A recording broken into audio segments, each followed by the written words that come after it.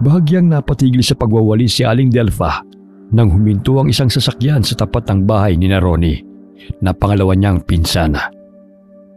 Ilang sandali bumaba ng sasakyan ng lalaki at kinuha ang mga dala nitong pasalubong sa kanyang pamilya. Hindi mapagkakaila na umangat ang pamumuhay ng pamilya ni Ronnie, buhat na makapagtrabaho ito sa mayamang pamilya sa isla ng Palawan.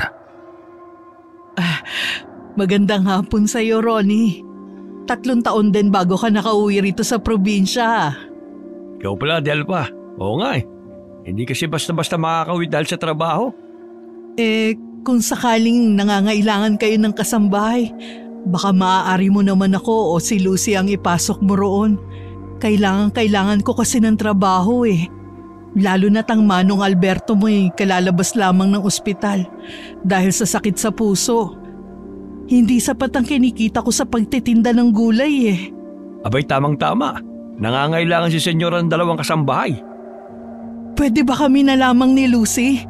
Masipag naman ang batang yun eh. O sige ba? Baka sumabay kayo sa pagbalik ko. 1 linggo pa naman ako rito. Nako, Ronnie, salamat ha. Hulog ka ng langit sa amin. Hindi na ako mamomroblema sa gamot ng manong mo. Abot langit ang pasasalamat ni Delfa sa pinsana dahil may trabaho nang naghihintay sa kanila ni Lucy. Hindi na niya pinalampas pa ang pagkakataon na humingi ng tulong sa pinsana. Dali-daling pumasok sa bahay si Delfa at masayang ibinalita sa asawa at mga anak ang sinabi ng pinsang si Ronnie.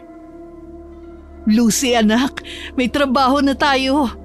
Mamamasukan tayo sa mansyon na pinagtatrabahuhan ng tiyo Ronnie mo.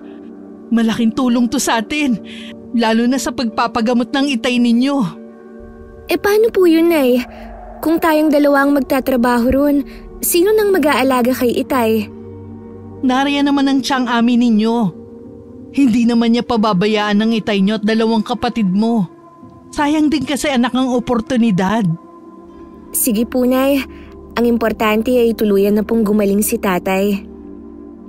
Agad na inihain ni Lucy ang kanin at ang ulam nilang talbos ng kamote.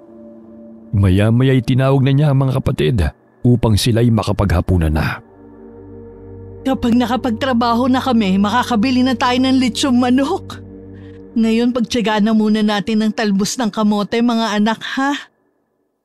Sabik na nag-impake ng mga gamit si Delfa.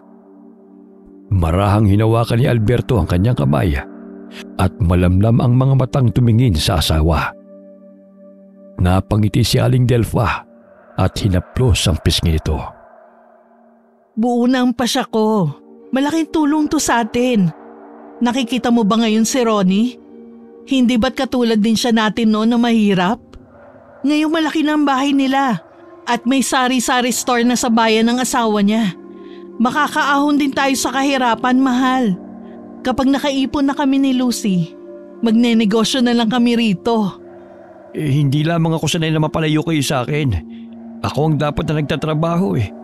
Ngunit ako pa itong alagain. Huwag mo nang isipin yan. Ang mahalaga may trabaho na kami ni Lucy. Isa pa nandun si Ronnie. Natitiyak kong ligtas kami ron. Sige. Basta tumawag kayo ha. Kapag hindi maayos ang trato nila sa inyo, umuwi kayo rito. Hindi may tago ang lungkot sa mukha ni Alberto nang yakapin ang asawa. Ngunit wala naman siyang magawa, kundi ang payagan na lamang ito dahil hindi naman siya makapagtrabaho dahil bawal sa kanya ang mapagod sanhi ng kanyang sakit sa puso. Habang nagsasampay ng labahin, ay nagulat si Lucy sa biglang pagsulpot ni Darwin sa kanyang harapan dahilan ng kanyang pagkatumba. Ano ba, Darwin? Basta-basta ka na lamang sumusulpot. Aatakihin pa ako sa puso nito eh. Pasensya ka na. Gusto lamang kitang imbitahan sa kaarawan ni Lola sa susunod na Sabado. Sabado? Hindi na siguro ako niyan makakapunta dahil sa Biyernes na ang alis namin ni Inay. Saan naman kayo pupunta? Mamamasukan kami bilang katulong sa mansyon na pinagtatrabahuhan ni Tio Ronnie. Naku, di ibig sabihin yan, hindi na tayo magkikita araw-araw? Ganun na nga. Wala naman akong magawa kundi ang pumayag eh. Dahil hirap na rin kami ngayon. Lalo na't labas-masok si Itay sa ospital at kinakailangan pang makabili ng kanyang mga gamot. Ayaw mo nun, hindi mo na ako nakikita at wala ka nang aasarin. Yun na nga mamimiss kita. Ang ibig ko sabihin, mamimiss kong asarin ka. Magkababata sina Darwin at Lucy. Lihim na may pagtingin si Darwin sa dalaga. Ngunit hindi niya maamin ang nararamdaman sapagkat ayaw niyang masira ang kanilang pagkakaibigan. Lalo na't batid niyang hindi pa handa ang dalaga sa pagkakaroon ng karelasyon. Dahil gusto pa nitong makapag-aral muli at maiahon ng pamilya sa kahirapan. Ito na siguro ang daan upang makapag-ipon ako at makapag-aral muli kapag kumaling na si Itay. Basta bumalik ka ha. Mamimiss ko kasi ang simangot mo sa tuwing inaasar kita. Ilang sandali may kinuha si Darwin sa bulsa ng kanyang pantalona at ibinigay kay Lucy ang maliit na bato na nakasilid sa pulang tela. Napatingin ang dalaga sa kaibigan dahil sa labis na pagtataka. Ano na naman to? Puro ka talaga kalokohan. Itago mo yan, Lucy. Malaki may tutulungan mo tiyang bato na yan na nagmula sa buboy o cotton tree. Ano naman ang gagawin ko rito? Itago mo yan na mabuti. Proteksyon yan sa panganib. May depensa pang kalahatan. Panlaban sa mga negatibong enerhiya. Lalo na sa aswang at masasamang elemento. Diba sabi mo sa mansyon kayo magtatrabaho? Nasisiguro kung maraming multo ron. Grabe ka naman. Tinatakot mo naman ako Kaya nga binigay ko sa iyo yan Dahil alam ko matatakutin ka. Ito pa ang bote na langis. Pahiran mo yan tuwing araw ng Biyernes para lumakas ang bisa ng mutyang yan. Huwag mong ipapahawak o ipapakita sa ibang tao. At huwag mong ihiwalay sa katawan mo. Sige, salamat dito Marami pa akong tatapusing labahin kaya dyan ka na muna. Sumunod si Darwin sa dalaga at tinulungan ito sa pagtitimba ng tubig sa balon. Isang albularyo at manggagamot ang lola ng binata. Kaya't may kakayahan din si Darwin na namanan niya kay Lola Perla. Marami rin itong suot na mga anting-anting at agimat na nakukuha pa nilang magpipinsana sa loob ng kagubatan at masisikot na lugar. Mga antingero ang bansag sa kanila ng mga kabaryo. Pagdating ng bahay ay agad na inilagay ni Lucy sa bag na gawa sa abaka ang bato na ibinigay ng kaibigan. Sa palagay niya ay tama si Darwin na kailangan niya yun, lalo na't matatakutin siya sa multo. Katulad na lamang ng kanilang napapanood sa telebisyon na naninirahan sa malalaking bahay. Napasulyap si Lucy sa kanyang likuran nang mapansin ang paglapit ng kanyang ina. Anak, handa ka na ba sa Sabado sa pag-alis natin? Pagpasensyahan mo muna Kailangan kasi natin ng trabahong yun para sa gamutan ng iyong Itay. Gustuin ko mang makapag-aral ka ngayong pasukan. Pero wala pa tayong budget dun Nasimot na ang lahat ng ipon namin ng Itay ninyo. Ayos lang po, Inay. Marami pa naman pong pagkakataon na makapag-aral muli. Mag-iipon na muna po ako sa ngayon. Maraming salamat anak sa pag-iintindi sa sitwasyon natin ngayon. Sino pa ba ang magtutulungan kundi tayo rin? Batid kong baon na po tayo sa utang. Napaismid na nga po si Tia Winona sa akin kanina dahil wala pa raw sa kalahati ang nabayaran nating utang niyo sa kanya. Hayaan mo na lamang siya. Mababayaran ko rin ang tiya ninyo. Naputol ang pag-uusap ng mag-ina nang marinig ang tinig ni Alberto habang nanonood ito sa telebisyon. Wari naiinis ito, ngunit patuloy pa rin ito sa panonood ng palabas. Lumabas ng kwarto si Delpha at tinanong ang asawa kung napano ito. Oh, ano ba nangyayari? Bakit ka na naman nagagalit? Makakasama sa'yo yan itong pinapanood ko Talamak na naman ang nawawalang mga tao. Sunod-sunod na balitang kidnapping. Patayin mo na nga yung telebisyon.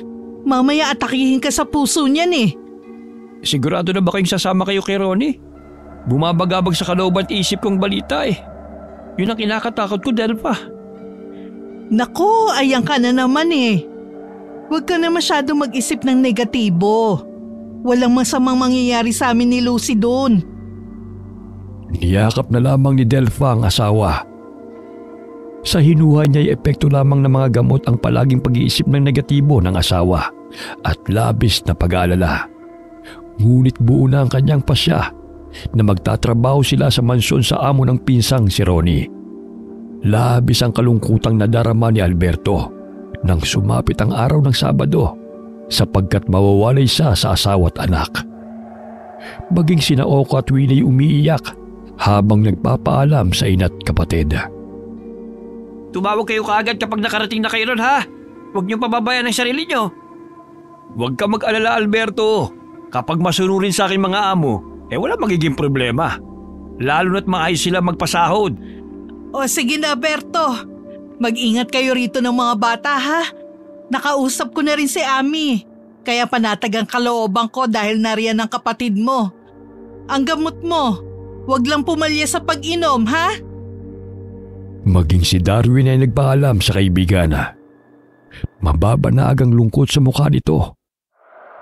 Bahagya siyang napahawak sa kamay ni Lucy at napakunot ang noo, sabay na binulungan ng kaibigan. Sandali, Lucy. Tila may masama akong pangitain. Tatakutin mo na naman ako. Maaari bang positibo naman ang ipabaon mo sa akin? Yan kasi, tinubuan ka na ng nerbyo sa kakakape mo. Basta mag-iingat ka ron, ha? Pangangalagaan ka ng mutya na ibinigay ko. Basta wag na wag mong sasabihin sa ibang tungkol doon. At wag mong ihiwalay sa katawan mo anuman na mangyari. Naalala ni Lucy ang sinabi rin sa kanya ni Lola Perla.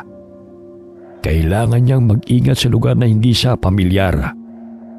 Kinakailangan niyang lakasan ang kanyang loob at maging matapang.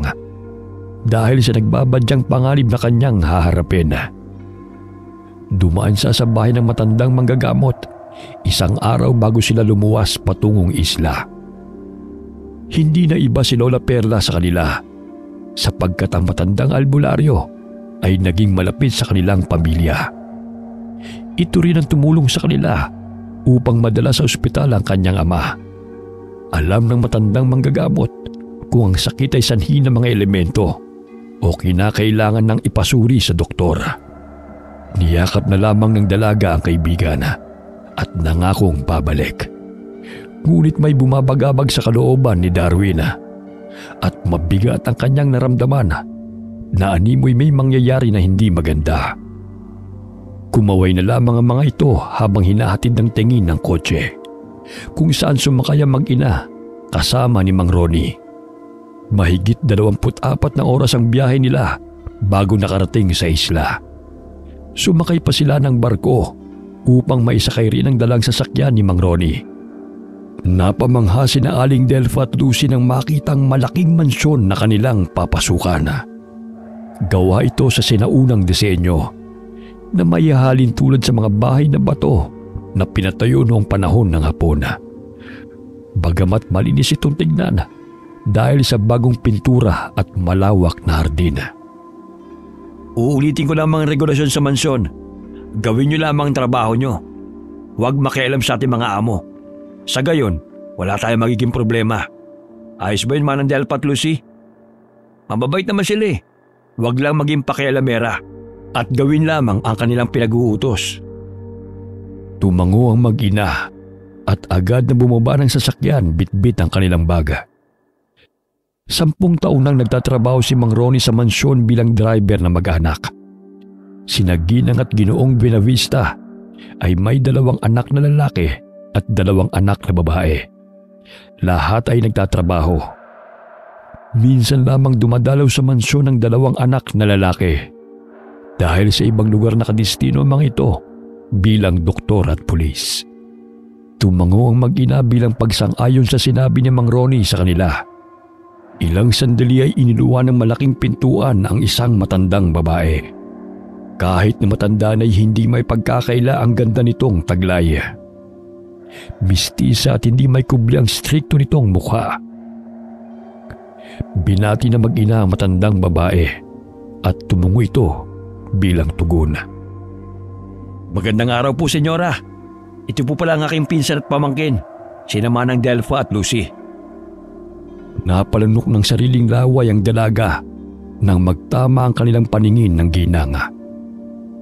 Animoy kinikilati sila nito sa pamamagitan ng tingin mula ulo hanggang paa. Ako si Aurora. Siguro'y naikwento na ako ni Ronnie sa inyo. At sinabi na rin niya ang mga patakaran ko dito sa mansyon.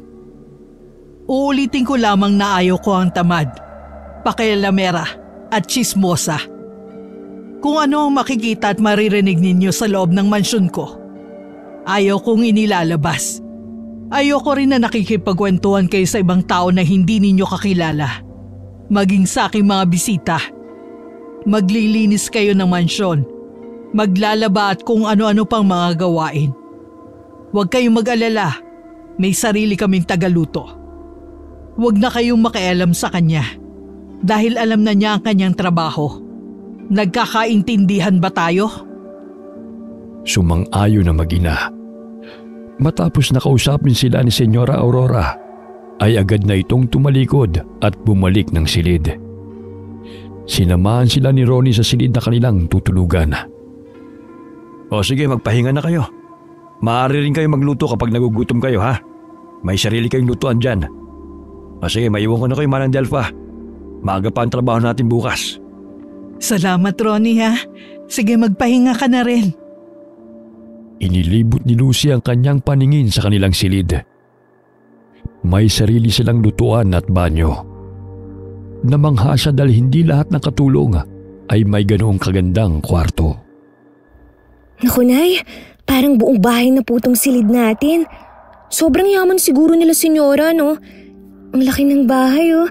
Ngunit iilan lang sila ang nakatira. Halos hindi na sila magkita-kita rito. Kaya nga pagbutihan natin ang pagtatrabaho. Kinabukasan, alas 5 pa lamang ay gising na sina Lucy at Delfa. Kumatok sa kanilang silid ang mayordomang si Esperanza at pinagsabihan silang dalawa ng kanilang gagawin. Nagsimulang magpunas ng mga gamit si Lucy at nagwalis. Hanggang sa mapadpad siya sa bandang likod ng bahay na may hagdan pababa at may pintuan siyang nakita. Naisipan niya magwalis sa bandang yon dahil nakita niyang maalikabok ang lugar. Kinakabahan pa siya baka bigla yung bumukas, katulad sa pinapanood niya sa mga horror movies na pinaglulunggaan ng mga multo. Ilang sandali pa, napatalon siya sa labis na pagkagulat nang marinig niya ang boses ni Esperanza nang bigla itong magsalita. Ay, Diyos mio! May multo! Huwag ka na dito. Sa susunod, huwag ka na pumunta pa rito. Doon ka na lamang sa loob ng bahay at sa hardin. Opo, pasensya na po, ah. Magugulatin lang talaga ako. Sige po, doon na po ako sa hardin. Sumapit ang isang linggo na pananatili nila sa mansyon. Buhat nang makarating silang mag-ina ay hindi na nila muling nakita ang senyora. At tanging si Esperanza lamang ang kanilang nakakausap. Sa isipan ni Lucy ay mas mabuti na yon dahil malaya nilang nagagawa ang kanilang trabaho. Bagamat laking pagtataka niya dahil sinabi ng tiyuhing si Ronnie na doon nakatira sina senyora at ang asawa nito. Ngunit kahit isang beses ay hindi man lamang nila nakita ang senyor. Habang nagwawalis ng hagdana ay pasilip-silip si Lucy sa silid ng senyora dahil hindi man lamang niya nakita itong lumalabas ng bahay tuwing umaga. Napapansin lamang niya na sa tuwing gabi lamang ito lumalabas ng silid at tinatawag pa si Esperanza. Maging ang mga anak niyang babae ay ganoon din ang ginagawa. Napatigil sa pagwawali si Lucy nang mapadaan sa kanyang harapan ang bunsong anak na amo. Magandang hapon po, senyorita. Bati niya habang siya'y nakangiti bago yumuko. Ngunit nanatili itong nakatayo sa kanyang harapan, kaya't iniangat niya ang kanyang ulo upang tanungin kung may ipag-uutos ito sa kanya. Bahagya siyang nakaramdam ng takot nang makitang matalim itong nakatitig sa kanya habang nakangisi. Naamoy rin ni Lucy ang malansang amoy na nanggagaling sa hininga ni Camila. Nagtama ang kanilang paningin. Namilog ang mga mata ni Lucy nang makitang baliktad ang replika niya sa balintataw ng babaeng kaharap. Nanindig ang kanyang mga balahibo sapagkat masama ang kanyang hinala sa pagkatao ng among si Camila. May kailangan po ba kayo, senyorita? Ako po pala si Lucy, ang bagong katulong po ninyo. Pagbasag ni Lucy sa katahimikang namamagitan sa kanilang dalawa, bigla nitong iniwasan ang tingin ng dalaga at dumiretso si Camila sa kusina upang kumuha ng maiinom. Labis ang kabang naramdaman ni Lucy, ngunit ayaw niyang magpahalata. Palagi niyang iniisip ang sinabi sa kanya ni Darwin na lakasan niya ang kanyang loob dahil yun ang tangi niyang sandata. Hinaplos niya ang mutyang bato na inilagay niya sa suit niyang headband. Sa gayon ay hindi mahalata ng kung sino na may pangontra siya mula sa masasamang nilalang at araw-araw pa niya yung naisusuot. Ganun na lamang ang tuwang naramdaman ni na Lucy at Aling Delfa nang tumawag sila kina Winnie at Oka. Unang sahod nila kaya't nakapagpadala sila ng pera sa probinsya. Ganun na lamang ang pasasalamat ni Mang Alberto dahil sa sakripisyo ng kanyang mag-ina upang matustusan ang pangangailangan niya sa kanyang sakit. Kumusta kayo riyan? Nakakakain ba kayo na maayos? Hindi ba kayo sinasaktan ng mga amo nyo? Naku, hindi nga kami bugbog sa trabaho eh. Linis at laba lamang ang aming ginagawa. Minsan lamang nag-uutos ang amo namin sa tuwing namamalengke lamang. Basta, magpagaling ka tayo. Tsaka inumin mo ang gamot mo at kumain ng masustansyang pagkain. O sige na, 9:00 na. Magpahinga ka na dyan. Huwag ka na mag-isip ng kung ano-ano ha? Dahil maayos ang kalagayan namin ni Lucy. Ilang sandali pa'y ibinabana ni Aling Delfa ang telepono.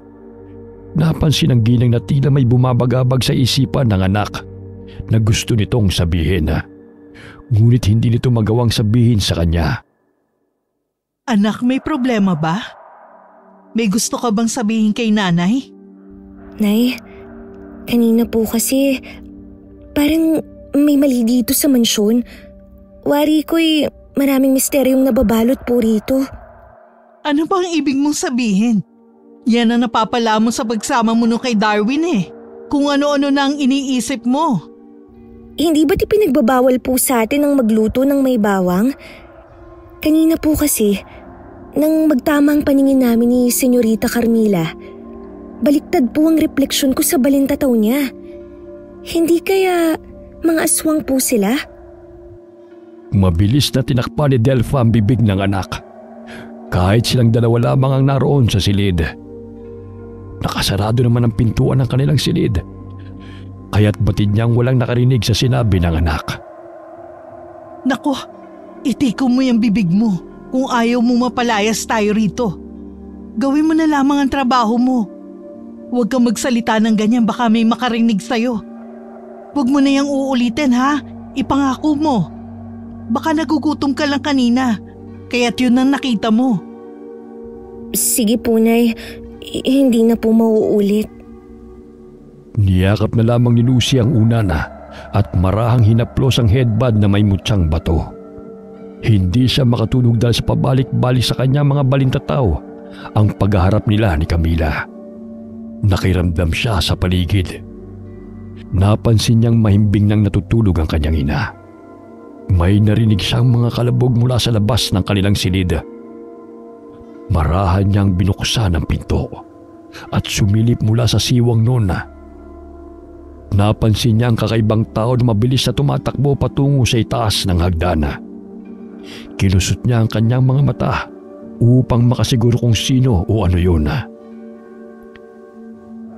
Tila kawangis ng asong binalatana, ngunit hubog ng tao na may matalas na mga kuko. Bahagya siyang napapikit at sinaradong mabuti ang pintuan at nanalangin. Diyos ko po, huwag niyo po kaming hayaan ni Inay na mapahamak. Naway iligtas niyo po kami sa masasamang nilalang. Kinaumagahan ay naghanda na si Lucy dahil araw yun ng paglalaba. Hindi naman yun ganun karami, kaya't nagpresenta siya sa ina na siya na lamang ang gagawa nun. Napansin niya ang bahid ng dugo sa damit ng senyora. Alam niyang sariwa pa yun dahil malansa pa ang amoy.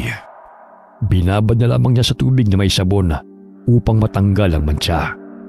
Sinabi ni Esperanza sa kanila na may sakit ang senyora.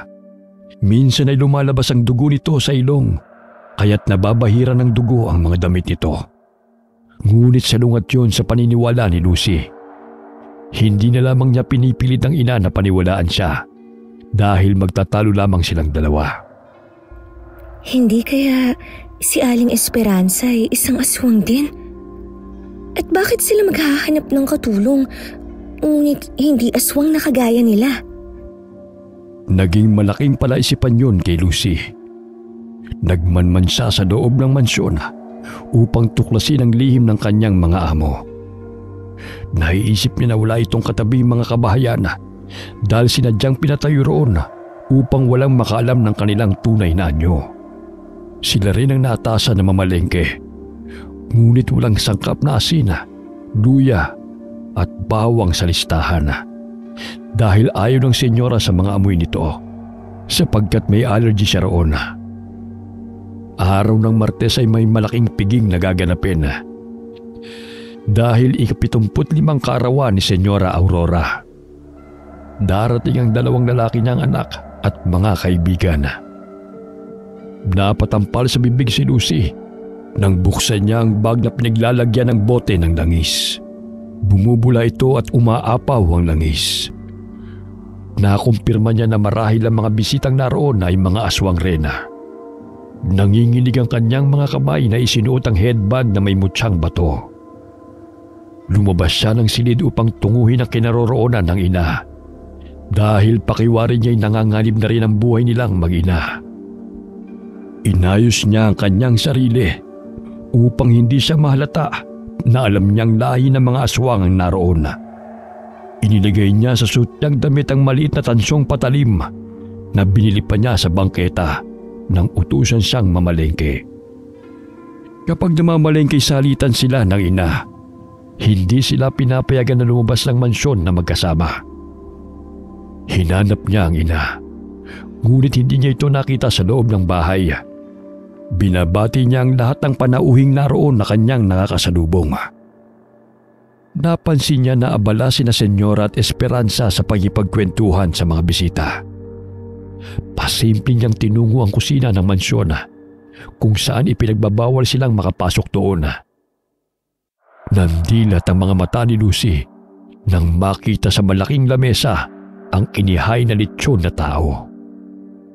Naninaw niya na hiniwa ng tiyuhin ang hita ng lechon na tao bago nito tagtarin. Diyos ko, ito palang trabaho ni Tio Ronnie dito.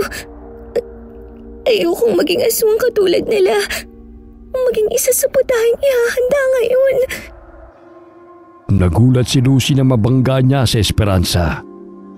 Napansin niyang galit ang mukha nito nang magtama ang kanilang paningin. Anong ginagawa mo rito? Hindi ba tagsabi ko'y doon ka sa labas mag-asikaso ng mga bisita? Paumanhin po, ma'am. Wala na po kasing yelo eh. Eto pong baso. Inutusan po kasi ako ng isang bisita na kumuha. Ako na ang kukuha. Hintayin mo na lamang ako rito at bumalik ka na agad doon. Opo, ma'am. Dali-daling lumabas ng bahay si Lucy at bumalik ng hardin kung saan naroon ang mga bisita.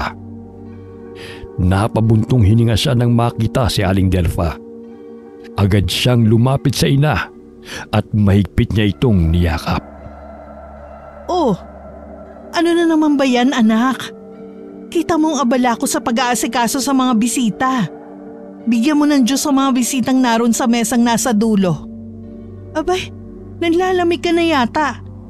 Magpahinga ka na muna kung pagod ka na. Hindi po. Dahil po siguro sa dinala kong yelo kanina. Halos masuka si Lucy nang makitang takam na takam ang mga bisita sa pagkain ng lechon na tao.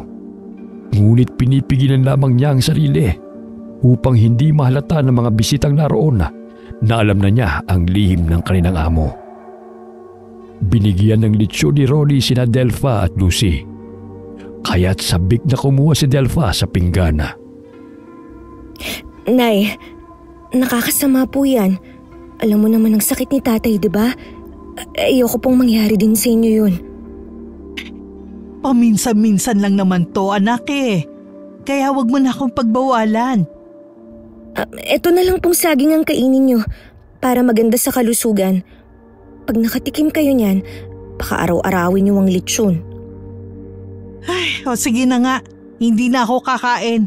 Ikaw talagang bata ka. Naging abala sa pagsasayaw ang mga bisita. Kinahiligan ni Senyora Aurora ang ballroom, kaya't naaliw ang mga bisita sa panonood sa kanya at nagsayawan na rin. Lihim na pinuntahan ni Lucy ang basement kung saan siya pinagbabawalan ni Esperanza na maglinis. Dahan-dahan siyang nagkubli sa mga halaman upang marating ang naturang lugar. Pinihit niya ang siradora ng pinto. Sa pagkakataong yun ay nabuksan niya yun. Sinilip niya kung anong nasa loob ng silid. Naaninaw niya ang nakaupong matandang lalaki na kumakain ng sariwang laman ng tao. Nakakadena pa ito habang takam na nilalantakan ang pagkain.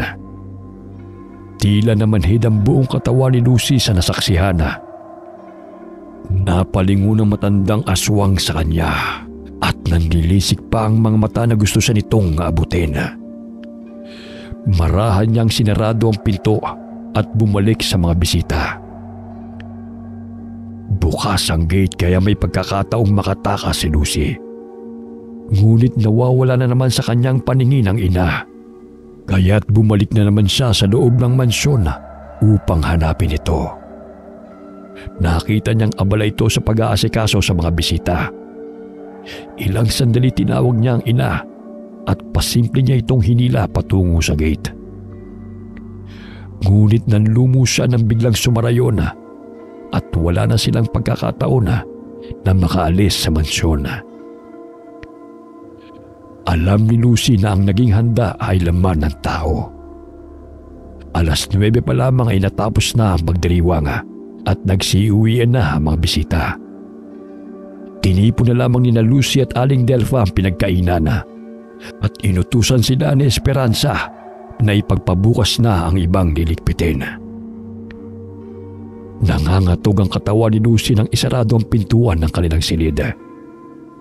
Umiiyak siyang niyakap ang ina. Oh, ano na naman ang nangyari sa'yo? Nay, kailangan na po nating makaalis dito. Maniwala ka sa akin. Nanganganib ang buhay natin. Pakiusap, Nay. Kahit ngayon lang makinig ka naman sa akin. Ano ba ang ibig mong sabihin? Nay, mga aswang sila. Baka tayo na ang kanilang lapain o maging aswang din tayo. Nakita ko po ang pagkain na kanilang inihanda. Karni ng tao. Sabihan natin ng Tio Ronnie mo. Sa gayon makalis tayong 3 rito. Huwag, Nay. Alam ni Tio ang lahat. Siya mismo ang tumadtad sa nilitsyong tao. Pakiusap, Nay. Huwag kang magpapahalata na alam na natin ang lihim nila. Kailangan nating makaalis dito sa lalong madaling panahon. O sige, sarado mo na mabuti ang pinto. Magpahinga na muna tayo. Mag-iisip ako ng paraan para makaalis tayo rito. Hinarangan ng kama ni Lucy ang pinto. Sa gayon ay mahihirapan ang aswang na makapasok sa kanilang silid. Magkatabi silang mag-ina. Kahit anong pagod ay hindi makatulog si Lucy dahil sa kanyang mga nalaman. Kinaumagahan ay nasimot na ang lahat ng natirang handa sa pagdiriwang. Tanging ang mga hugasin na lamang ang naroon. Nagluto ng sariling pagkain ang mag-ina at hindi kumain ng mga inihanda sa pagdiriwang. Ang dahilan nila ay hindi sila sanay kumain ng karne at natatakot silang magkasakit sa puso. Kaya puro gulay at isda na lamang ang kanilang kinakain. Ang dahilan kung bakit normal na tao ang kinukuha nilang kasambahay ay upang hindi matunton o sundan ng mga kalaban ng mga aswang ang tinitirhan ng pamilya ni na Senyora Aurora. Dahil inuutusan nila ang mga ito sa pamamalengke o anumang gawain na may kinalaman sa paglabas ng bahay. Isang araw ay nagpaalam sina Delpha kay Esperanza na uuwi sila ni Lucy ng probinsya dahil nagkasakit si Winnie. Ma'am, uuwi sana kami ni Lucy ng probinsya. Kahit 3 araw lang kami roon. Kailangan kasi ko ng anak ko eh. At si Lucy sasama sa kanyang ama sa pagpapacheck up sa doktor. Oh, bakit 2 pa kayo? Di ba pwedeng ikaw na lang at maiwan dito si Lucy? Wala nang maglilinis sa mansyon kung magkasama kayong umalis. Kailangan po kasi kami ng anak at asawa ko eh. Ikaw ay papayagan na makauwi. Ngunit si Lucy ay mananatili rito. Ipapahatid na lamang kita kay Ronnie. Maluha-luha ang mga matang sinulya pa ni Delpha ang anak. Ngunit mahigpit siyang hinawakan ni Lucy sa kamay. Agad na tumalikod si Esperanza at tinungo ang kusina. Ayos lang yun, Nay. Kaya ko ang sarili ko. Tsaka mas mabuting ikaw ang umuwi dahil kailangan ka ni Tatay. Pero anak, natatakot akong iwanan ka rito. Parehong mga nganib ang buhay natin kung hindi ka aalis dito. Magtiwala ka sa akin, Nay. Kaya ko po ang sarili ko. Patawarin mo ko, anak, ha? Dahil ako ang dahilan ng ikakapahamak mo. Nay, wala po kayong kasalanan. Sige na, mag-impake na kayo. Sa gayon ay magkikita na rin kayo ni Tatay. Pinahid ni Lucy ang mga luha sa pisngi ng ina. Mahigpit niya itong niyakap at tinulungan sa pag-iimpake ng mga gamit. Ilang sandali pa'y narinig nila ang busina ng kotse. Hudyat na dumating na si Ronnie na susundo kay Delpha. Lumabas ng silid ang mag-ina at nagpaalam sa isa't isa. Bumalik sa gawain si Lucy nang tuluyan ng umalis ang ina. Mangyak-ngyak siya habang naglalaba. Lingid sa kanya ang kaalaman na may matalim na mga matang nakasubaybay sa kanya. Gagawa ko ng paraan upang makaalis sa lugar na to. Sambit ng dalaga sa kanyang isipan. Hindi siya makapaniwala na kapalit ng malaking halaga ay naging kasapi ng lahi ng mga aswang ang tiyuhing si Ronnie. Matindi ang hinala ni Lucy na ang mga napapabalitang nawawala ay mga taong inihahain sa hapag ng mga aswang sa tuwing may pagdiriwang.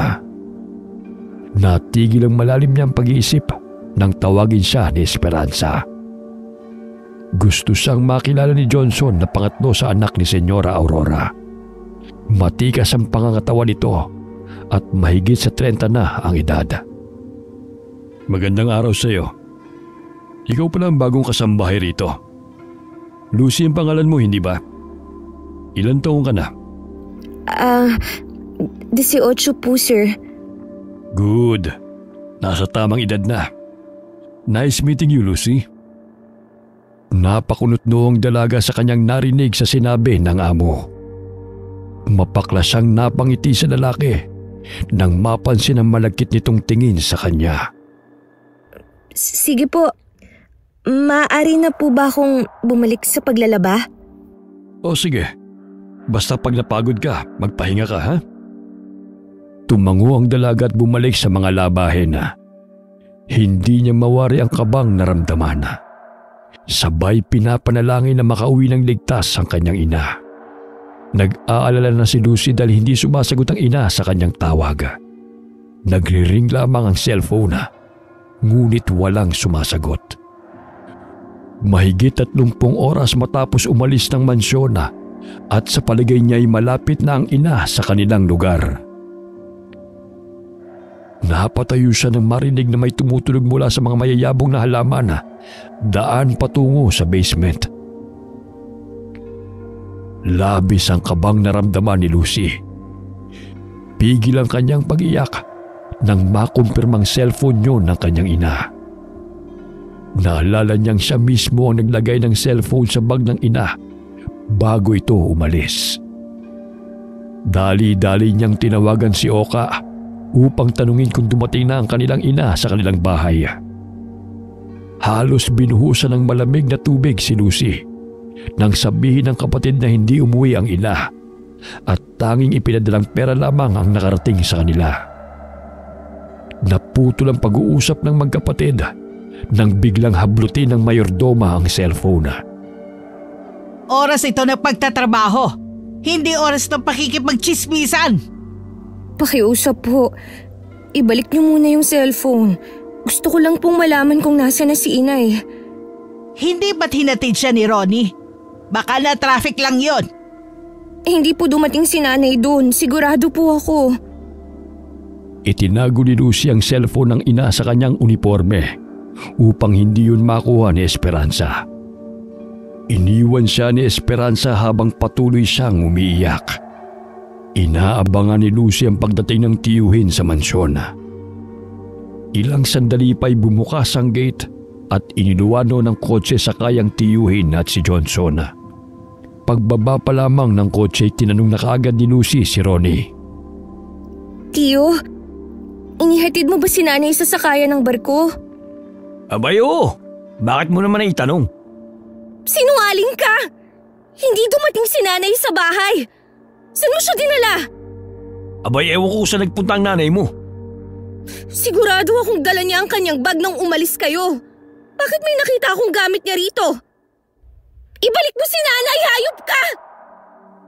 Napangisi ang lalaki habang siya'y umiiyak. Hindi man lamang ito naawa sa kanya. Bagkus sinakal pa siya nito. Ang sabi ko sa inyo, magtatrabaho kayo rito.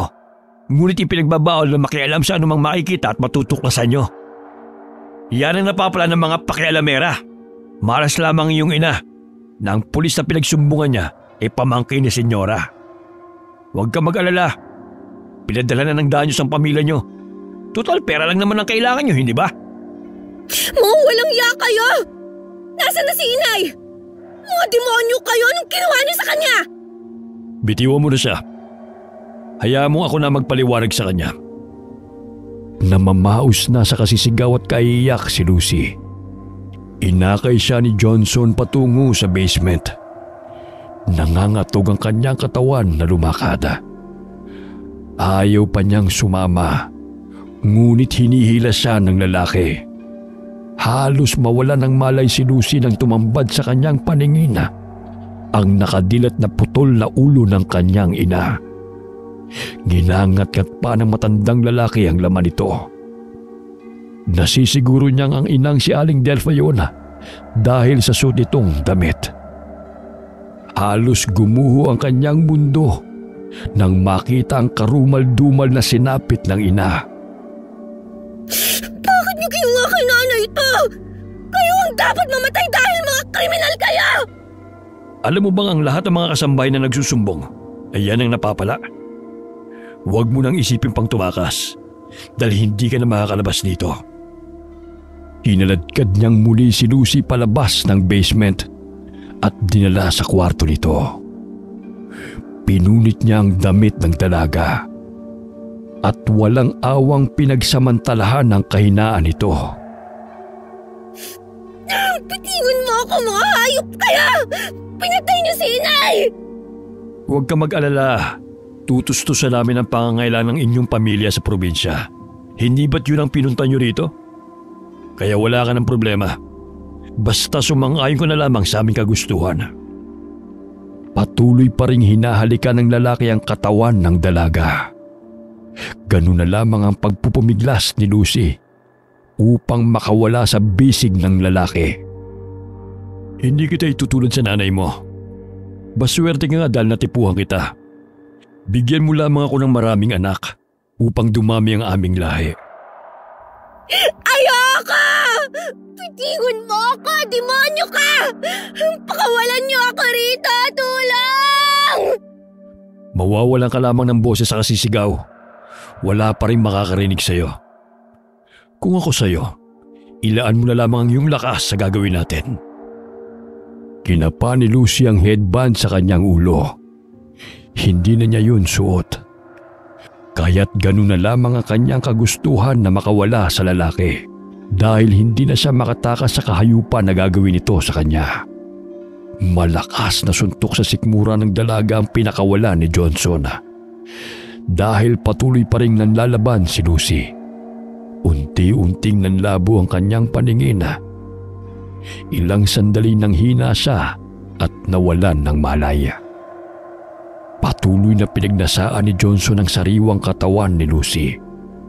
Masaya niyang ginagawa ang kahalayan sa dalaga dahil birhin pa ito.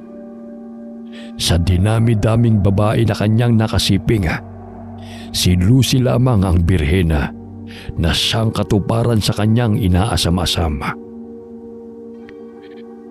Kahit walang malay ang dalaga, ay patuloy ang indayog ng katawan ng lalaki. Tila wala itong kapaguran. Malakas ang ungol na pinakawalan nito nang marating niya ang tugatog ng kanyang kahalayan. Akin ka lang. Hinding-hindi ka na makakaalis pa rito. Nagbihis siya bago lumabas ng silid. Pinagsabihan niya sina Ronnie at Esperanza na huwag sasaktan si Lucy. Siguraduhin lamang na hindi ito makakalabas ng mansyon. Karaniwan sa mga babae, matapos na pagnasaan ni Johnson, ay pinauubayan niya ito sa kanyang mga kalahi. Ngunit sa pagkakataong yun, ay naging espesyal si Lucy sa kanya.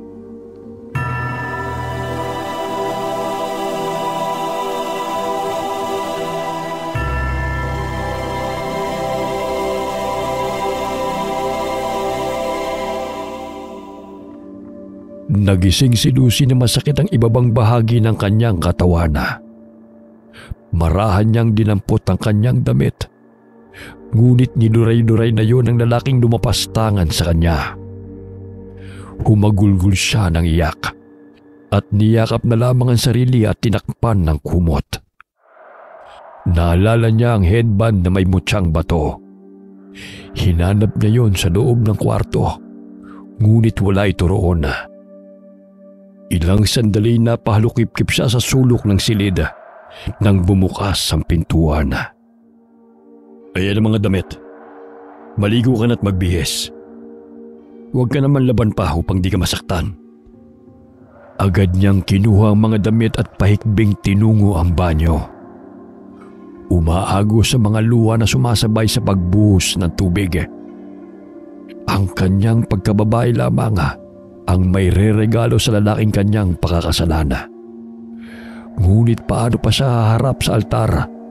Gayong nilapastangan ng malademonyong lalaki ang kanyang pagkatao. Naalala niya ang sinabi sa kanya ni Lola Perla bago siya umalis ng Mindoro. May mapagdadaanan kang panganib, ngunit ang tangi mong sandata ay ang iyong lakas ng loob at pagiging matapang, at gamitin ang isip upang ito'y mapagtagumpayan. Matapos maligoy agad siyang nagbihis at humarap sa salamin. Kuyumang kamaong sinasabi niya sa sarili na kailangan niyang maging matataga upang makaalis sa mansyon. Inayos niya ang sarili upang hindi na magalit si Johnson sa kanya at hindi na siya muling saktan pa nito. Ikinulong siya ng lalaki sa silid at hindi pinayagang makalabas kahit sa hardin man lamang. Inasawa siya nito upang paramihin ang kanilang lahi. Isang buwan ring nanatili si Lucy sa loob ng kwarto. Dinadalan lamang siya ni Esperanza ng pagkain. Huwag ka nang mag-inarte dyan. Pabuti nga't nagustuhan ka ni Senyorito eh. Kung hindi, laman ka na ng tiyan ng mga ito. Hindi umimik si Lucy. Tanging tingin lamang ang ginawad niya sa babae. Paglabas ni Esperanza ng silid, ay agad na itinago ni Lucy ang tinidor upang gawing sandata. Maya-maya'y pumasok ng kwarto si Johnson upang sabayan siya sa pagkain. Hindi kumakain si Lucy dahil nandidiri siya sa karne na inihain sa kanyang harapan. Hindi ako kumakain ng karne. Kung maaari ay gulay na lang. Nasanay kasi ako sa probinsya. O sige, palitan na lamang natin yan. Ilang sandali tinawag muli ng lalaki ang mayordoma upang ipaghanda ng uulaming gulay si Lucy. Matapos na ibigay ng mayordoma ang nilutong gulay sa dalaga, ay inirapan niya si Lucy. Plano ng dalaga na paamuhin ng lalaki. Sa gayon ay pumayag ito sa kanyang mga kahilingan. Naging mabait siya kay Johnson at hindi lumalaban sa tuwing gusto man itong may mangyari sa kanila. Senyorito, maaari ba akong magpahangin sa hardin? 1 linggo na rin kasi akong nakakulong. Hindi naman ako makakalabas ng mansyon. Napatigil ito sa pagnguya ng pagkain at napatitig kay Lucy. Napabuntong hininga na lamang ang dalaga at nagpatuloy sa pagkain. Sapagkat mababanaag sa mukha ng lalaki ang hindi pagsang-ayon sa kanyang nais. O sige, basta't huwag kang gagawa ng bagay na ikakagalit ko. Tumango si Lucy at lihim na nakaramdam ng pag-asang makatakas. Matapos niyang kumain ay tinungo niya ang hardin. Pasimple niyang hinanap doon ang headband na naglalaman ng mutyang bato ng buboy. Napangiti siya nang makitang naroon ito sa ilalim ng mayabong na halaman. Mabuti na lamang at hindi ito natagpuan at sinunog ni Esperanza. Agad niya yung isinuot at dali-daling bumalik sa silid na tinutulugan nilang mag-ina. Naalala niyang araw yun ng Biyernes, kaya't kinakailangan niyang pahiran ng langis ang mutya upang mapalakas ang bisa nito. Binuksan niya ang kanyang baga. Nakita niyang konti na lamang ang natirang langis dahil sa umapaw ito. Kinuha niya ang bote at pinahiran ng langis ang mutyang bato sa headband. Kaya pa ng langis na palakasin ang bisa ng mutya. Mutyang bato ng buboy. Sana tulungan mo akong makatakas dito. Protektahan mo ako sa masasama at panganib. Lalo na sa piling ng mga aswang. Hindi man lubos na alam ni Lucy kung paano palakasin ang bisa ng mutya. Ngunit patuloy siyang sumasambit ng panalangin. Kinuha niya mula sa ilalim ng kama ang maliit na tansong patalim at itinago yun sa kanyang bulsa, kasama ang bote ng langis. Agad siyang lumabas ang silid ng may marinig na mga yabag at bumalik sa hardina. Hindi basta-bastang nagbubukas ang gate dahil kinakailangan pa ng remote control o di kaya yung pinipindot na password sa gilid nito. Tanging si Esperanza ang humahawak ng remote. Ang password naman ng gate ay tanging ang mga ito lamang ang nakakaalam. Sa 5 buwan na kanilang pamamalagi sa mansyon ay hindi man lamang itinuro sa kanila ni Esperanza. 6 na numero ang kinakailangang pindutin. Ngunit paano ko kaya malalaman yun? Bigla siyang nagulat at napatigil sa pag-iisip nang may humawak sa kanyang bewanga. Hinalik-halikan siya sa leeg dahilan ng kanyang pandidiri. Gusto niyang lumayo at sampalin ang lalaking gumagawa noon sa kanya. Subalit pinipigilan niya ang sarili upang hindi makagawa ng ikakagalit ng lalaki. Hinila siya nito sa kwarto at doon na naman ginawa ang kahalayan sa dalaga. Yan ang gusto ko, mabait at masunurin. Kalimutan mo na ang iyong pamilya. Tanggapin mo nang dito ka nararapat sa mansyon kasama ang aming lahi. Nanginginig ang mga kamay ng dalaga at gusto niyang saksakin ang lalaking nakadagan sa kanya. Ngunit hindi naman niya magawang makalabas ng mansyon dahil hindi niya mabuksan ang gate. Nangingilid ang mga luha sa kanyang mga mata at nagpatialod na lamang sa ginagawa ng lalaki sa kanyang katawan. Sumagi sa kanyang isipan ang mukha ni Darwin at ang pang-aasar nito sa kanya. Pinanghahawakan niya ang pangako sa kaibigan na siya'y babalik ng probinsya. Gusto kong bumuo ng pamilya kasama ka. Sa dinami-daming babae na aking nakasiping, ikaw ang kakaiba sa lahat. Gusto kong magkaroon tayo ng maraming anak. Natameme si Lucy sa sinabi ni Johnson sinisigurado nito na hindi na siya makakalabas ng mansyon. Ngunit kinakailangan niyang linlangin ng lalaki. Magtataka ang pamilya ko sa probinsya kung puputulin mo ang ugnayan ko sa kanila. Lalo na ang pagpapadala ng pera.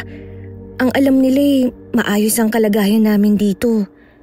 Sakaling wala silang natatanggap na pera buwan-buwan, magtataka at mag-aalala ang mga yun. Yun lang ba ang problema mo? Huwag ka mag-alala. Dodoblein ko ang binibigay mo sa kanila. Basta't maging masunurin ka lang sa akin. At huwag mong tatangkay na tumakas. Dahil hindi ako magdadalawang isip na patayin ka. Tumango ang dalaga at napangiti ng pilit. Hinalikan siya ng lalaki sa noo bago ito bumangon at nagbihis. Huwag ka mag-alala. Sinabihan ko na si Esperanza na ipagluto ka ng iyong nais. Nakakausap ko na rin ang aking mga magulang at kapatid ng tungkol sa atin. Kaya walang makakagalaw sa iyo rito bukod sa akin. Hindi ba nila ako papatayin? Kagaya ng ginawa nila sa ibang mga bihag? Ikaw ang napili kong maging asawa. Kaya walang sino man na makakapanakit sa iyo. Pagmamay-ari na kita. Naiintindihan mo ba? Hindi makatulog si Lucy dahil sa lalim ng kanyang iniisip. Itinago niya ang maliit na tansong patalim sa lumang florera na naroon sa kanyang silid. Tumayo siya sa bintana at inilibot ang mga mata kung saan maaari siyang makadaan. Mataas ang pader, kaya't imposibleng makaakyat siya roon. Tanging sa entrance at exit na gate lamang siya makakadaan. Kabilugan ng buwan. Naalala niyang araw yun ng Biyernes, kaya't taimtim siyang nanalangin habang nakatingin sa bilog na buwan. Diyos ko, tulungan niyo po akong makatakas rito. Hindi ko man po alam kung paano. Naway bigyan niyo po ako ng lakas ng loob at talas ng isipan. Mutyang bato na ipinagkaloob sa akin. Sana'y protektahan mo ako sa mga masasamang nilalang. Napapaluhang sambit ni Lucy. Ilang sandali napatampal siya sa kanyang bibig nang makitang may dalawang aswang na lumapit sa gate at binuksan yun. Lumabas sa mga ito. Batid ni Lucy na ang mga babaeng kapatid ni Johnson na mga yun na siyang nambibiktima sa Karatig baryo.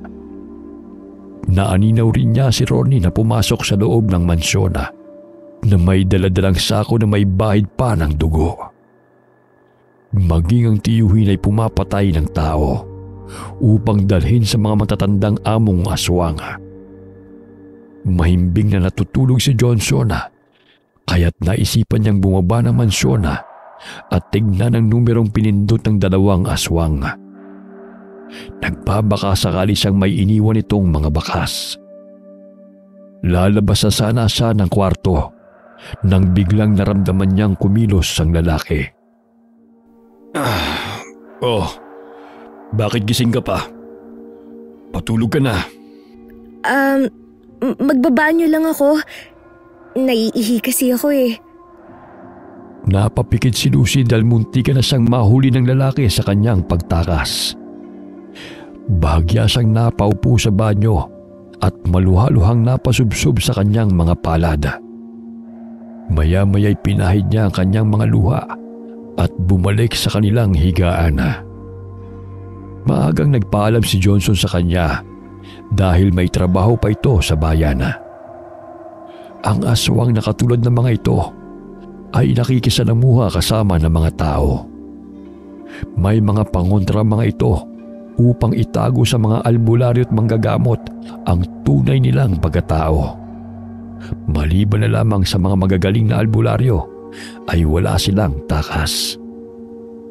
ang kanilang mataas na posisyon sa gobyerno ay siyang dahilan kaya naikukubli nila ang krimen na kanilang ginagawa.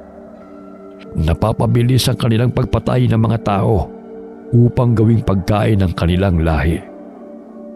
Hindi na ganun karami ang kanilang angkana dahil ang iba'y natuntunan ng mga maalam na mga babaylana. Kaya't ganun na lamang ang kanilang pag-iingat na manatili ang lihim ng kanilang angkana. Kung hindi madadala sa pera, ay kinikiti nila ang buhay ng sino mang sasalungat sa kanilang kagustuhan. Karamihan sa kanila ay propesyonal, katulad ng doktora, pulis, sundalo, politiko at iba pang nagtatrabaho sa gobyerno. Karamihan sa kanila ay nagkukunwaring tumutulong sa mga tao upang pagtakpan ang tunay nilang pagkatao. Kahit papano'y naging malaya si Lucy sa mansyon at hindi na siya kinukulong ni Johnson.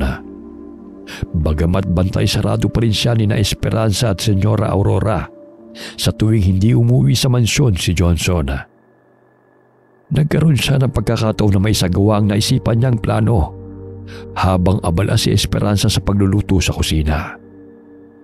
Kumuha siya ng pulbo at dahan-dahang tinungo ang gate at inihipan niya ang pulbo sa kanyang palada patungo sa mga numerong pipindutin bago bumukas ang gate. Nang mapansin niyang papalapit si Esperanza sa kanyang kinaroroonan, ay dali-dali siyang tumabi sa mga halaman at kunwari nagagandahan siya sa mga bulaklak.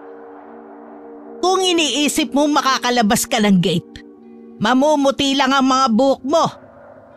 Hindi mo malalaman ang password niyan. Kaya wag mo nang pangarapin pang tumakas. Hindi naman ako tatakas eh. Hindi ka naman makakatakas dito kaya nasabi mo yan. Ilang babae na ang ganyang galawan. Ngunit dahil sa katigasan ng ulo, pinatay ni Senyorito. Bumalik ng kwarto si Lucy at pasalampak na napaupo sa kama.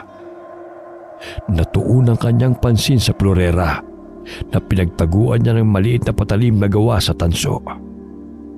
Kinuha niya ang patalim at nag-isip kung paano niya gagamitin yun laban sa mga aswang. Masusugatan ko lamang ang isa sa kanila gamit nito. Ngunit hindi ko naman mapapatay dahil sa liit nito.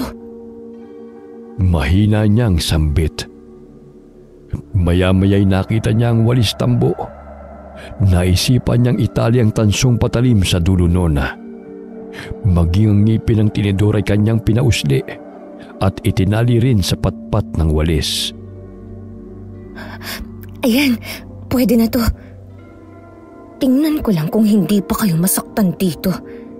Hindi man ako makatakas. Ngunit sisiguraduhin kung isa sa inyo ay mapapatay ko. Hindi ako papayag na hindi ko maipaghiganti ang ginawa ninyo kay inay. Ilang araw na hindi nakauwi si Johnson sa mansyon. Kaya't tinawagan nito si Esperanza na ilak muli ang kwarto kung saan naroon si Lucy dahil baka makatakas ito. Pinihit ni Lucy ang siradora ng pinto.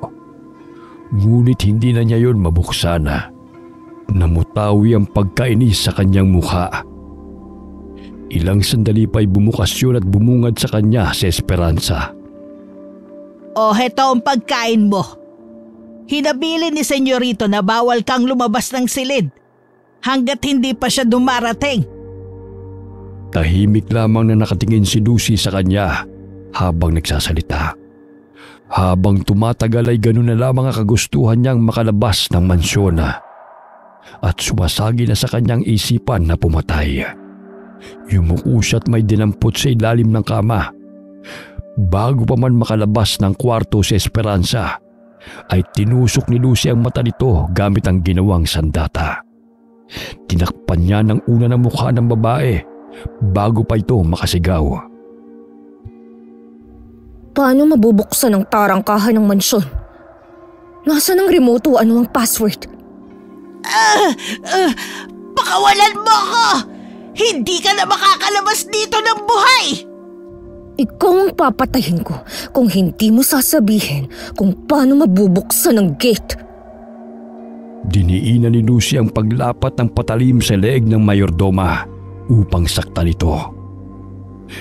Namimilipit ito, ngunit ayaw pa niyang sabihin ang impormasyon na gustong malaman ni Lucy. O sige, kung ayaw mong sabihin, edi wag. Hindi man ako makakatakas dito. Sisiguraduhin kong mauuna kang mamamatay at ipapalapa kita sa matandang aswang na nasa basement. Wala na to sa tamang katinuan, kaya't dun siya inilagak. Kaya papakainin ko siya ng laman mo kung patuloy kang magmamatigas. Walang iya ka! Bitiwan mo ako! Uulitin ko, paano ko mabubuksan ang gate? Kapag mali ang iyong sagot, ay puputulin ko yung dila mo. O siya! Nandun ang remote sa kwarto ko! Kung hindi gumala, pindutin mo ang numero 231496. Ayan! Nasabi ko na! Pakawalan mo na ako! Sisiguraduhin ko muna kung hindi ka nagsinungaling. Gamit ang kurtina ay tinali ni Lucy si Esperanza sa panan ng kama. Binusalan din niya ang bibig nito upang hindi makasigaw. Maingat na tinungo ni Lucy ang kwarto ng mayordoma, ngunit nakakandado yun. Dumiretso sa gate at pinindot ang numerong sinabi ng babae. Ngunit hindi yun bumukas, kaya batid niyang nagsinungaling ang babae. Kaya't bumalik siyang muli sa kanilang kwarto. Malakas na sampalang dumapo sa pisngi ng mayordoma dahil sa gigil ni Lucy sa kanya. Sinungaling kang matanda ka. Mali ang ibinigay mong numero. At nasaan ang susi ng iyong silid? Hindi ako uto-uto kagaya mo na hindi nag-iisip. Sa palagay mo ba sasabihin ko kung nasan yon? Kahit patayin mo man ako, wala kang mapapala sa akin. Maya-maya lamang darating na si Senyorito at malalaman niyang ginagawa mo sa akin.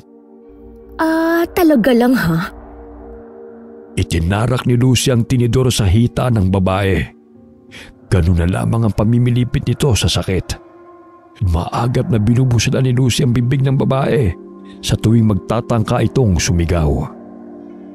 5:00 pa lamang ng hapon na. Kaya't nasisiguro niyang hindi pa yun ang oras ng paglabas ng silid ng dalawang kapatid na babae ni Johnson. Pumunta ng kusina si Lucy upang maghanap ng maaaring gamiting sandata. Wala siyang nakitang patalim. Batid niyang itinago yun ni Esperanza, maliban na lamang sa 2 posporo na nakapanya sa ibabaw ng kabinet. Nakaagaw rin ang pansin ng 2 tangke ng gasol na ginagamit sa pagluluto. Binuksan niya yun at planong sunugin ang mansyon kapag nakalabas na siya. Tinanggal niya ang pulbura sa bawat posporo at inilagay sa siradora ng pintuan ng silid ni Esperanza. Agad niya yung sinindihan. Ilang sandali pinihit niya ang siradora at nabuksan niya yun. Hinanap niya sa bawat sulok ng silid ang remote ng gate. Hanggang sa natagpuan niya yun na nakasilid sa isang kahon. Napangiti si Lucy at nagmadaling lumabas ng kwarto. Akmang pipindutin na niya ang remote nang bigla siyang tawagin ni Senyora Aurora. Lucy, nakita mo ba si Esperanza? Kanina ko pa siya hinahanap. Hindi po, Senyora. Kapag nakita mo siya, sabihin mo sa kanya, napuntahan ako sa aking silid. Opo, makaaasa po kayong ipagbibigay alam ko sa kanya. Itinago ni Lucy ang remote sa bulsa ng kanyang bestida upang hindi yun mahalata ng amo. Dumidilim na rin kaya't kinakabahan siya na baka malaman ng mga kapatid ni Johnson ang nangyayari kay Esperanza. Pinindot niya ang remote at bahagya itong bumukas. Ngunit naunsami ang kanyang pagtakas nang biglang hablutin sa kanya ni Camila ang remote. Ibigay mo sa akin yan! Ngunit mapaklang napangisi ang babae at walang imik na siya'y sinabunutan. Bagamat lumaban si Lucy sa pananakit ni Camila sa kanya, sinabunutan rin niya ang babae at iniuntog-untog pa ang ulo nito sa dingding. Akala mo ba hindi ako lalaban sa'yo? Ha?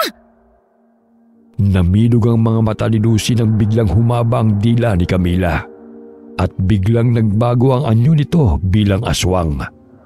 Ang bunsong anak ang pinaka-agresibo sa magkakapatid. Animoy sintu-sintu katulad ng kanilang ama. Maliksing nakaiwas si Lucy mula sa pagsugod ng aswang na si Camila. Dahil sa ingay na kanilang nilikha, ay bumaba ng hagdan sina Senyora at ang kapatid nitong si Luisa. Anong nangyayari dito? Bakit kayo nag-aaway na dalawa? Bahagyang napatigil ang Senyora sa pagsasalita nang malanghap ang amoy ng gas na pumapaloob sa mansyon. Hindi man ako makalalabas dito ng buhay. Ngunit sisiguraduhin kong sama-sama tayong mamamatay. Isang sindi ko lamang nito. Chuck, sasabog tayo rito! Bitiwan mo yan! Anong gusto mo? Pera? Hindi mababayaran ng salapi ang buhay ng aking ina! Ang ipaglapastangan niyo sa pagkatao ko!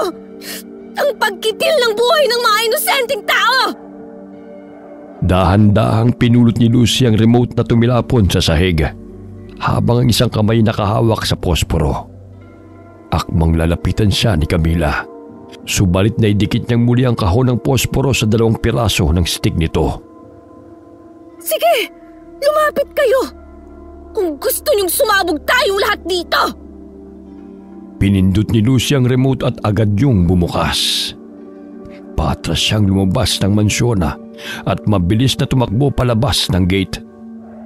Ngunit bago pa siya tuluyang nakalabas ay sinindihan niya ang posporo at inihagi sa loob ng mansyon.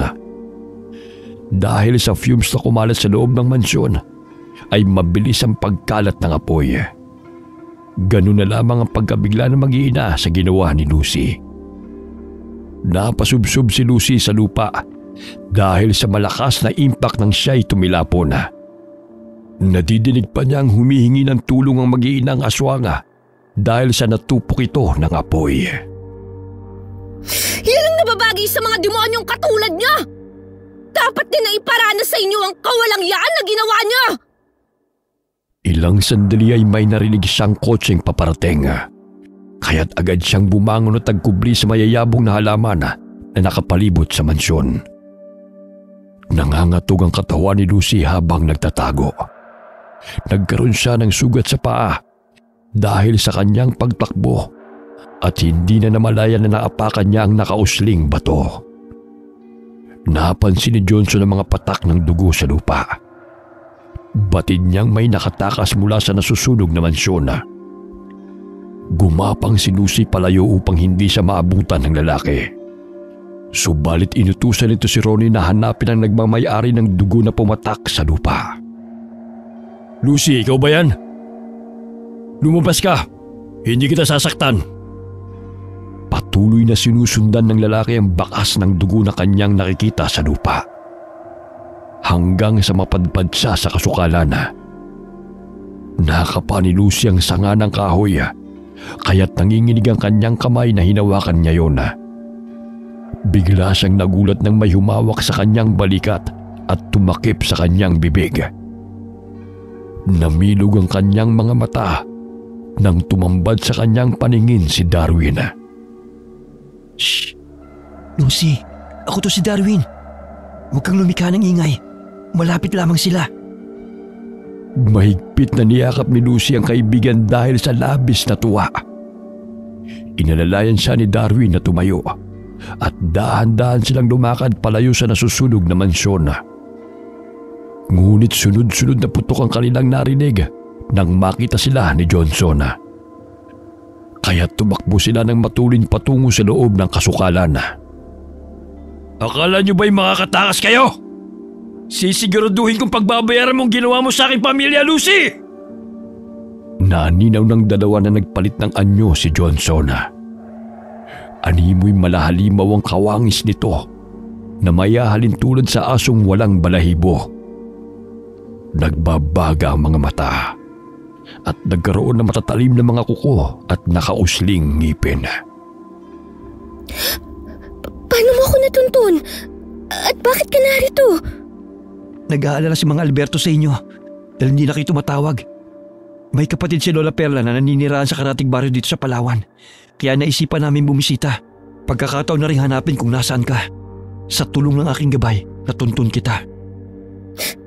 Darwin, wala na si nanay. Pinatay nila. Mga lahi sila ng aswang. Huwag ka nang umiyak.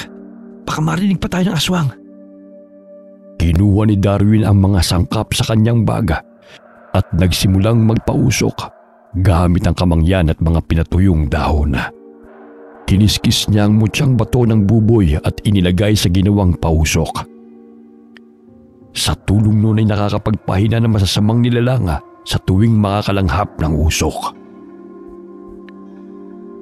Naninag ni Lucy na wari nagagalit na ang aswang sa ginagawang pagpapausok ni Darwin. Animoy ginagawa na nitong tambol ang dibdib. Lumundag ito patungo sa itaas ng kahoy at nagpalipat-lipat. Batid ng dalaga na hinahanap siya nito.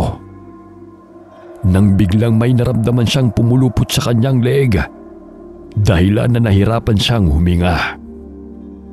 Kinuha ni Darwin ang patalim sa kanyang tagiliran at pinutol ang dila ng aswang na sumasakal kay Lucy. Malakas na atungal ang kanilang narinig nang maputol yun ng binata. Isa rin palang aswang ang tiro ni mo. Ilang araw na kami nagmamanman ng dalawa kong pinsan dito. Ngunit hindi kami makapasok dahil sa taas ng sementong bakod na nakapalibot sa mansyon. Sunod-sunod na palawang narinig ni Lucy na siyang nakadagdag ng kanyang takot. Napalukip-kip siya sa dibdib ng kaibigan habang nangangatog ang katawan.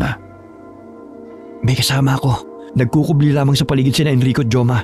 Mga pinsan kong mga antingero din. Ilang sandali lumundag pababa ng puno kung saan sila nagkukubli. Tumambad sa paningin ni Lucy ang nakasisindak na itsura ng aswang. Ibigay mo sa akin ang babaeng yan kung ayaw mong pati ikaw ay madamay sa kawalang hiya na dinulot niya sa pamilya ko.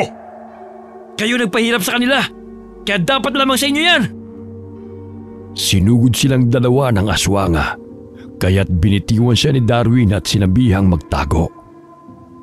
Inilabas ni Darwin ang buntot ng pagi na kanyang dala at iwinasiwa sa harapan ng kalaban nitong aswang. Ganun na lamang ang pag-ilag ng aswang. Inilabas nito ang mahaba niyang dila at pinulupot sa paa ng binata. Hinila niya ito ng ubod lakas, dahilan ng pagkabuwal ni Darwin sa kinatatayuan nito. Kinaladkad niya ang binata at papalapit sa kanya. Subalit maagap na sinaksak ni Darwin ang gilang humihila sa kanya, kaya't nabitiwan siya nito. Sinuntok-suntok na naman ng aswang ang kanyang dibdib. Pahiwating na labis ang galit nito. Tumakbo itong muli upang sugurin ang binata. Dahil sa laki ng katawan ng aswang ay bahagyang nahirapan si Darwin. Pilit na sinasakmal ng aswang ang binata. Tumutulo pa ang malagkit na laway nito sa katawan ni Darwin. Pagsisisihan mong tinulungan mo ang babaeng yan! Nararapat lamang sa inyo ang mamatay! Mga alipin! Kung may mamamatay man sa ating dalawa, ikaw yun! Samahan mo ng iyong pamilya sa impyerno! At hayaan mong mamuhay si Lucy na masaya kasamang mahal niya sa buhay! Walang sasaya! Hindi ako papayag na mabuhay pa ang traidor na babaeng yan! Isasama na kita! Nagulat ang aswang nang may malakas na bagay na humampas sa kanyang ulo. Bitiwan mo siya! Walang iya ka! Tumayo ang aswang at sinakal si Lucy. Binitin siya ng aswang pataas. Nararamdaman pa niyang lumalapat ang matatalim nitong mga kuko sa kanyang leeg, kaya't habol-habol ang kanyang paghinga. Akmang dudukutin niya ang laman loob ng dalaga, subalit mabilis na napigilan ni Darwin ang kamay nito. Paulit-ulit na sinaksak siya ng binata sa likod gamit ang tansong patalim. Unti-unting lumuwag ang pagkakasakal ng aswang sa dalaga at bumagsak ito sa lupa. Maya-maya'y may dalang pinatulis na kawayan si Joma at itinarak yon sa bandang puso ng aswang. Nagtulungan na magpinsa na diinan ang pagsaksak ng kawayan sa dibdib ng aswang upang masiguradong mamatay ito. Sumuka ito ng dugo bago bumulagta sa lupa. Naaninaw ni Lucy na kinakaladkad ni Enrico ang isa pang aswang. Batid niya na yun ang tiyo Ronnie niya. Hindi ako makapaniwala na ligtas na ako. Maraming salamat sa inyo, Darwin. Kung hindi kayo dumating, marahil patay na ako ngayon. Labis ang tuwa ng niyakap ng dalaga ang kaibigan habang umiiyak. Ilang sandali pa'y may narinig silang tunog ng bumbero. Umalis na tayo rito bago pa may makakita sa atin. Hayaan mo na lamang na sila makatuklas sa mga aswang na to. Nilisan nila ang lugar na yon. Tila nabunutan ng tinik sa dibdib si Lucy dahil nabigyan niya na ng hustisya ang pagkamatay ng kanyang ina. Hindi niya sukat akalain na mangyayari yon sa kanila. Dahil sa matinding pagod ay nawala ng malay si Lucy habang tinatahak nila ang daan patungo sa bahay ng nakababatang kapatid ni Lola Perla. Isa rin itong manggagamot at kumadrona. Nang makarating sa bahay ay agad niyang inihiga si Lucy sa banig. Awang-awa siya sa kaibigan dahil sa sinapit nito. Nilinis niya ang katawan ng dalaga gamit ang maligamgam na tubig at bimbo. Alam kong matapang ka, kaya't nagawa mo yon. Namiss kita, mahal kong Lucy. Napaluha ang binata habang pinupunasan ang mukha ng kaibigan. Hinalikan niya ang kamay nito at pinisil-pisil ang palad ng dalaga. Ilang sandali nagising si Lucy at nakaramdam ng pananakit ng tiyan. Maya-maya'y dinugo siya kaya tinawag ni Darwin si Lola Minda. Pinulusuhan nito si Lucy at nakumpirmang nagdadalang tao ito. Ngunit may posibilidad na makunan ito dahil sa dami ng dugo ang lumalabas mula sa dalaga. Upang matigil ang pagdurugo ay pinainom ng katas ng dahon ng arukaw si Lucy. Ilang sandali pa'y nakaramdam ng ginhawa ang dalaga at nakapagpahinga.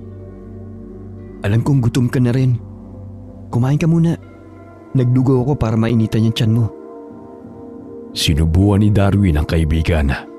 Matapos kumain ay nagpalit ng damit si Lucy na pinahiram sa kanya ni Lola Minda.